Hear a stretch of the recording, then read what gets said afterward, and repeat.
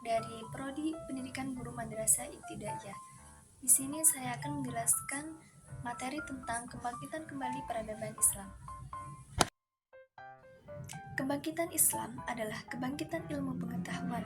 Kalimat ini merupakan mubtada sebagai sebuah simbol untuk melukiskan kembali pesona umat Islam di era kejayaannya. Perkumpulan di antara para ilmuwan adalah sebuah magnet yang sangat kuat daya rekatnya terhadap peradaban lain yang ada di sekitarnya. Islam menjadi prototipe peradaban ideal yang dicita-citakan oleh umat manusia, yang mapan dan maju dalam segala bidang, utamanya adalah keilmuan. Romantisme sejarah kejayaan sains Islam beberapa abad lampau patut untuk selalu dimunculkan guna menghidupkan kembali gairah tradisi intelektual di kalangan masyarakat Muslim. Keinginan dan harapan akan bangkitnya kembali peradaban baru yang berlandaskan nilai-nilai Islam merupakan tantangan bagi setiap Muslim untuk mewujudkannya. Satu hal yang pasti bahwa kemajuan peradaban Islam harus ditopang oleh kemajuan sains dan teknologi yang tetap berasaskan nilai-nilai ilahiyah, sehingga Islam terwujud sebagai agama yang rahmatan lil alamin. Telah banyak sains Islam lahir pada abad keemasan pada tahun 700 Masehi sampai 1400 Masehi. Era kebangkitan Islam di Indonesia ditandai dengan lahirnya beberapa organisasi pergerakan Islam. Lahirnya organisasi-organisasi pergerakan tersebut ada yang bersifat netral seperti Muhammadiyah, Al-Irsyad, Persatuan Islam, adapun yang berpegang teguh pada mazhab seperti Nahdlatul Ulama, Persatuan Tarbiyah Islam, dan Al-Wasliyah.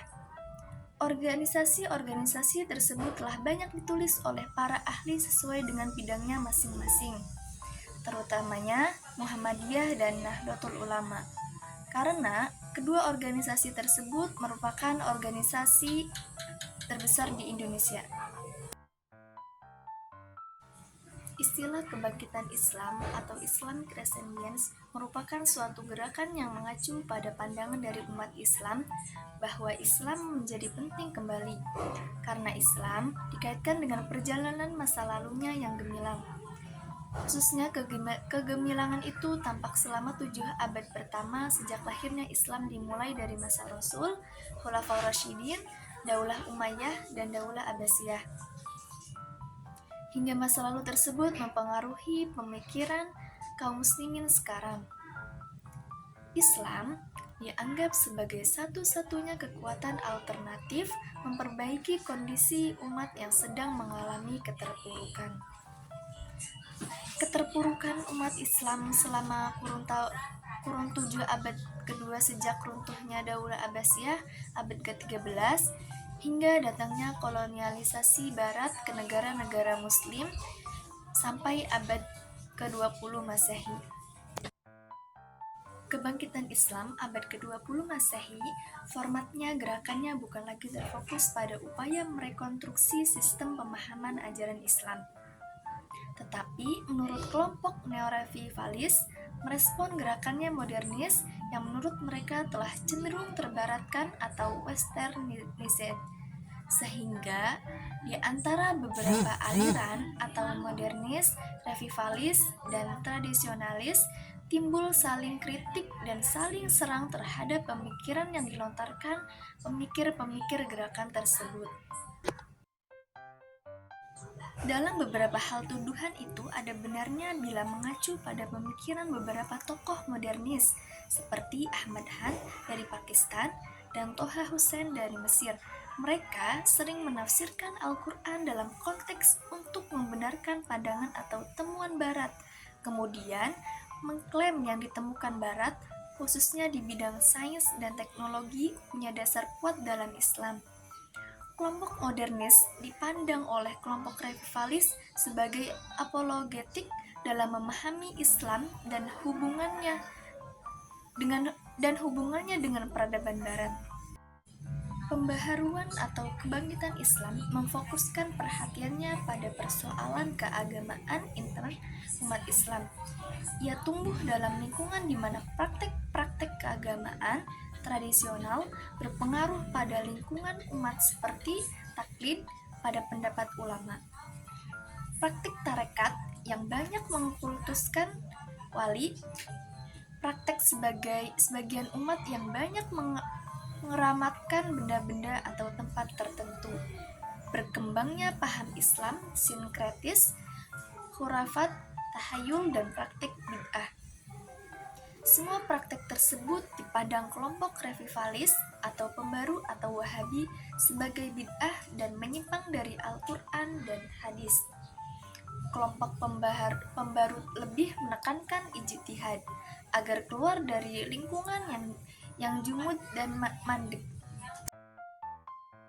Corak kebangkitan Islam di Asia Tenggara itu sebagai kalangan membagi ke dalam 3 model, yaitu yang pertama modernisme, yang kedua revivalisme, dan yang ketiga tradisionalisme. Corak kebangkitan Islam di Asia Tenggara yang pertama modernisme, pada tahap berikutnya berubah menjadi neomodernisme dengan tokoh-tokohnya Jamaluddin Al-Afghani, Muhammad Abduh, Rashid Ridho, dan tokoh-tokoh neomodernisme seperti Fazlur Rahman. Modernisme lahir karena adanya pertemuan antara nilai-nilai Islam dan peradaban Barat, pemanfaatan akal dan paham liberalisme, pemikiran yang terus dikembangkan, penelusuran kembali ilmu-ilmu filsafat baik yang bersumber dari filsafat Yunani maupun filsafat Islam, termasuk berkembangnya paham Mu'tazilah, pentingnya mengembangkan ijtihad dan menggali ilmu pengetahuan dan teknologi yang berasal dari Barat. Umat Islam bila ingin bangkit mesti merujuk kembali kepada Quran dan Sunnah dengan pendekatan yang lebih bersifat kontekstual. Selanjutnya yang kedua revivalisme, pada tahap berikutnya berubah menjadi neo-revivalisme dengan tokoh-tokohnya Muhammad bin Abdul Wahab. Di Indonesia dilanjutkan oleh 3 haji di Minangkabau, yaitu Haji Sumani, Haji Piobang, dan Tuanku Nan Renceh. Generasi baru atau neo-revivalisme dilanjutkan oleh kelompok Ikhwanul Muslimin dan Salafi. Corak revivalisme memiliki karakteristik pentingnya mengembangkan ijtihad agar keluar dari taklid, terutama bertumpu pada fikih, anti pada perkembangan intelektualisme yang berakar dari pemikiran Barat dan kalam atau teknologi yang dikembangkan Ibnu Sina. Kembali kepada Al-Quran dan hadis dan kembali kepada pemahaman Islam yang ada zaman Rasul dan Khulafaur Rasyidin. Mengapresiasi berkembangnya tasawuf sunni atau amali, tetapi tetap melarang berkembangnya tasawuf al-Safi atau Syi'i atau tasawuf Ibnu Arabi. Selanjutnya yang ketiga tradisionalisme, pada tahap berikutnya berubah menjadi neo-tradisionalisme dengan tokoh-tokohnya seperti Sayyid Muhammad Naqib Al-Attas. Karakteristik kebangkitan Islam yang tradisionalisme lahir karena punya pandangan bahwa manusia sekarang berada di ambang kehancuran karena sudah jadi objek materi. Karena itu, perlu menanamkan diri dalam spirit pengalaman transendental dalam praktik keagamaan seperti tasawuf atau estetik, bahkan tarekat. Mengapresiasi berkembangnya tasawuf amali atau sunni dan tasawuf falsafi atau syar'i, dan juga tarekat. Mentoleransi kesesuaian antara adat istiadat yang berkembang di masyarakat dengan nilai-nilai Islam yang bersumber dari Quran dan Sunnah Nabi dengan pendekatan yang lebih bersifat kontekstual dan lebih memiliki kearifan terhadap kebudayaan lokal, serta tetap memfokuskan pentingnya mengembangkan ijtihad. Selanjutnya, faktor-faktor munculnya kebangkitan Islam. Beberapa faktor mengapa begitu penting Islam harus bangkit dari keterpurukan adalah: yang pertama, faktor eksternal, yaitu datangnya kolonialisme dunia barat seperti Portugis, Belanda, Spanyol, Amerika, Prancis, Inggris, dan lainnya ke negeri-negeri muslim untuk memonopoli mengeksploitasi kekayaan alam, dan menaklukkan wilayah sebagaimana tergambar dalam semboyan Gospel, Gold and Glory. Kedua, faktor internal. Munculnya paham taklid pada pendapat ulama, praktek tarekat yang banyak mengkultuskan wali, syekh atau mursyid. Berkembang paham Islam sinkretis, hurafat, tahayul, dan praktik bid'ah. Meninggalkan kajian-kajian yang mengandung unsur filsafat dan berpikir kritis. Menurut Chandra Muzaffar, kebangkitan kembali Islam antara lain diilhami oleh beberapa faktor, yaitu pertama, kekecewaan terhadap peradaban barat secara keseluruhan yang dialami oleh generasi baru muslim. Yang kedua, gagalnya sistem sosial yang bertumpu pada kapitalisme dan sosialisme. Yang ketiga, ketahanan ekonomi negara-negara Islam tertentu akibat melonjaknya harga minyak. Dan yang keempat, rasa percaya diri kaum muslimin akan masa depan mereka akibat kemenangan Mesir atas Israel tahun 1975, Revolusi Iran tahun 1979, dan fajar kemunculan kembali peradaban Islam abad ke-15 menurut kalender Islam. Selanjutnya, tokoh-tokoh pembaharu paling awal pada zaman itu yang membawa pemikiran-pemikiran dari Timur Tengah adalah Syekh Ahmad Khatib Al-Minangkawi. Ia adalah imam besar Masjid Al-Haram di Mekah. Ia tidak pernah pulang ke kampung halaman karena pertama, sistem adat warisnya yang tidak mau berubah. Kedua, menentang sistem tarekat yang berkembang saat itu. Pemikiran Ahmad Khatib banyak disebarluaskan oleh para muridnya seperti Syekh Muhammad Jamil Jambek, Haji Abdul Karim Amrullah atau Haji Rasul, Haji Abdullah Ahmad, Kiai Haji Ahmad Dahlan atau pendiri Muhammadiyah, Sulaiman Al-Rasuli, dan Kiai Haji Hashim Asy'ari, pendiri Nahdlatul Ulama.